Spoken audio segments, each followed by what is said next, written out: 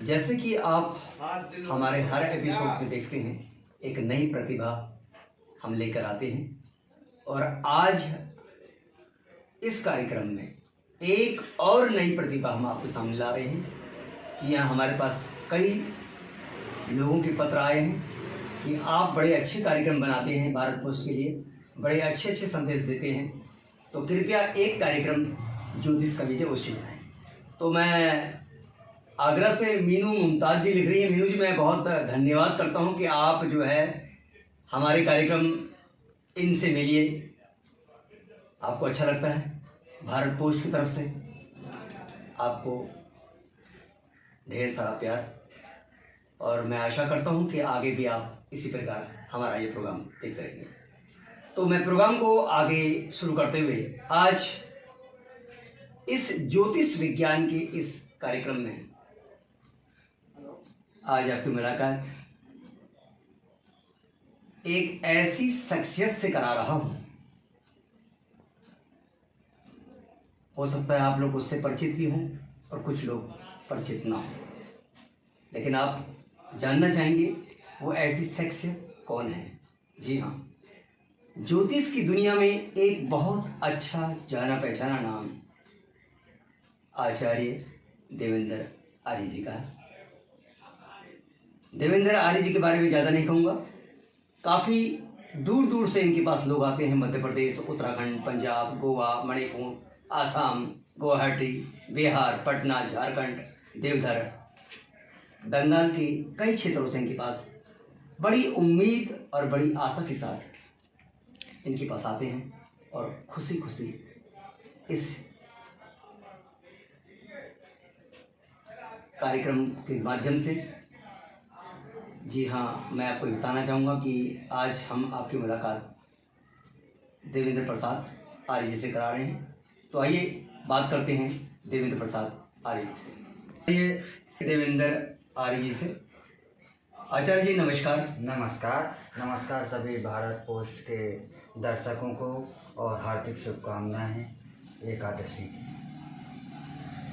आचार्य जी, जैसे कि आप का नाम एक जाना पहचाना नाम है, लोग आपको जानते हैं, पहचानते हैं।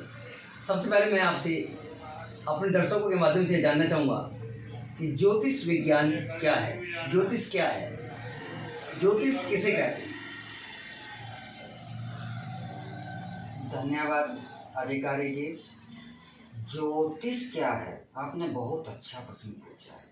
और ज्योतिष से एक विज्ञान है, मनुष्य के ऊपर प्रकाश का जो प्रभाव पड़ता है। आपने देखा होगा कि सुबह के समय पर जो प्रकाश होता है उसमें मनुष्य एक अलग हम फीलिंग को महसूस करते हैं, दोपहर में एक अलग होती है, शाम के समय एक अलग। तो मनुष्य पर पड़ने वाले प्रकाश के अध्ययन का नाम ही ज्योतिष है। ज्योतिष दो शब्दों में मिलकर बना हुआ है, ज्योति अर्थात प्रकाश और ईश यानी कि उसकी किरणें। प्रकाश की किरणें अर्थात प्रकाश पर का जो मनुष्य पर क्या प्रभाव पड़ता है उसी के अध्ययन का नाम ज्योतिष है। यह एक विज्ञान है। आचार्य जी, मेरा दूसरा सवाल है, जैसे आजकल हमारे भारतवर्ष में शनि देव को बहुत अच्छी तरह से पूजन विधि से किया जाता है और लोग शनि के प्रकोप से डरते भी हैं और तरह तरह की बातें आती हैं सामने। तो हमें ये बताएं कि सबसे प्रमुख कारण यह है कि शनि देव पे तेल क्यों चढ़ाया जाता है? देखिए, शनि देव सबसे पहले तो जो शनि का नाम आते के साथ ही इसका एक डर बैठाला हुआ है कि शनि का नाम आते के साथ ही आदमी डरने लगता है। शनि से डरने की आवश्यकता नहीं, क्योंकि हम अपने देवता से क्यों डरें। शनि एक देवता है, वह न्यायाधीश है और न्याय करते हैं। जो पाप कर रहा है तो वह तो डरेगा।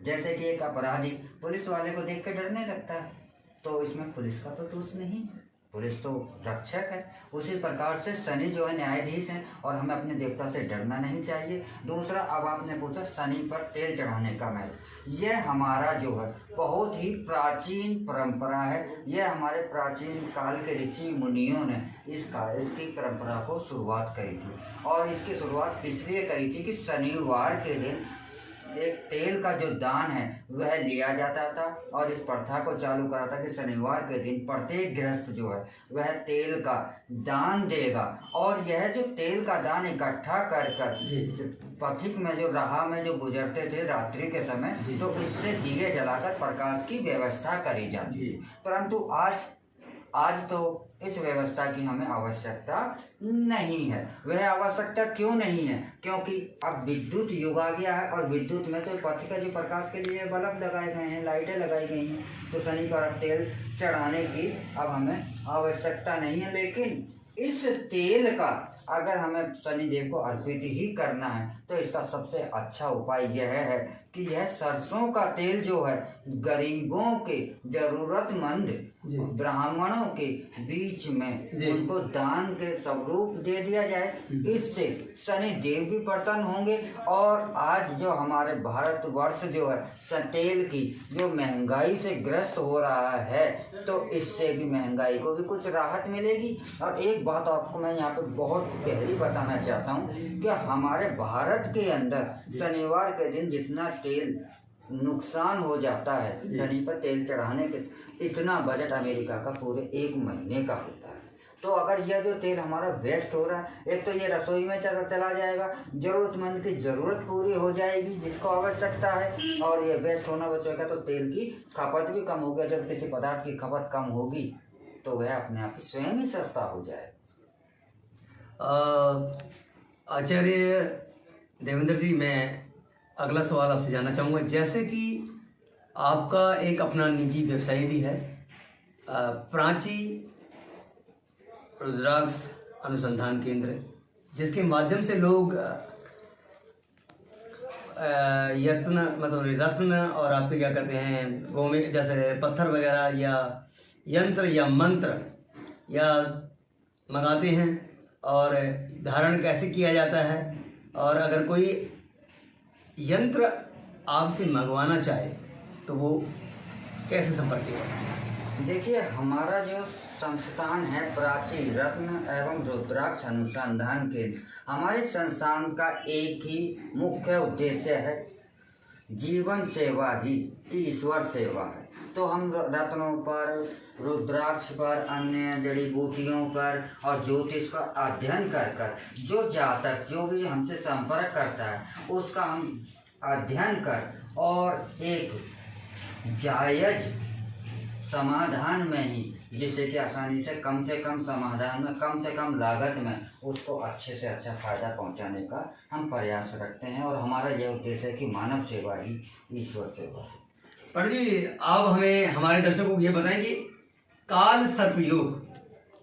जी हाँ, बहुत से लोग हमसे जानना चाहते हैं और बहुत से पत्र हमारे पास भारत पोस्ट में आए हैं। सब ये जानना चाहते हैं कि काल सर्प योग का अगर हम उसका इलाज करवाना चाहें या उससे छुटकारा पाना चाहें तो हमें क्या करना होगा?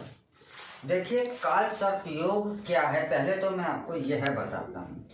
हमारे जो आकाश मंडल है इसमें हमारे जो पारिवारिक जो 9 ग्रह हैं, इन 9 ग्रहों में हैं राहु और केतु। जब राहु और केतु के द्वारा से आकाश के जितने भी सभी ग्रहों को निगल लिया जाता है, डस लिया जाता है, ग्रहण कर लेते हैं, तब कुंडली में काल सर्प योग होगा। यह काल सर्प योग आज का मॉडर्न नहीं है। अक्सर इस पर आरोप लगते हैं कि ये आज की उपज है, आज की नहीं है। महर्षि गर्ग ने भी काल सर्प योग को माना है। जैन का ज्योतिष के अनुसार, जैन मुनियों के अनुसार, इनके मत के अनुसार काल सर्प योग में जातक की स्थिति ऐसी हो जाती है जैसे कि ग्रहण। जब ग्रहण लगता है तो हमें भी एक निर्देश मिलते हैं कि घर से बाहर नहीं है, ये किरणें हैं, इनका ये प्रभाव होगा, दुष्प्रभाव, तो काल सर्प योग की स्थिति हो जाती है। और एक काल सर्प योग में एक और भ्रम है कि ये कहा जाता है कि काल का अर्थ मृत्यु होता है। ऐसा नहीं होता। काल का अर्थ मृत्यु होता है, लेकिन काल का अर्थ समय भी होता है। और काल सर्प होता है कि जो जातक जितने समय का यह योग है उस समय पर उसके उस समय पर ग्रहण लगा हुआ, यानी कि वह ग्रहण उसका ग्रसित समय है, इसलिए उस जो काल सर्प से पीड़ित जातक होता है उसकी ऐसी स्थिति होती है कि मनोदशा ऐसी हो जाती है कि कई बार वह आत्महत्या करने का विचार भी उसके मन में आ जाता है। उसके कोई भी कार्य नहीं बनते, उसे शारीरिक रूप से आर्थिक रूप से, मानसिक रूप से प्रताड़ना ही मिलती है, तो ये बहुत दुर्लभ और वहाँ भयंकर योग है।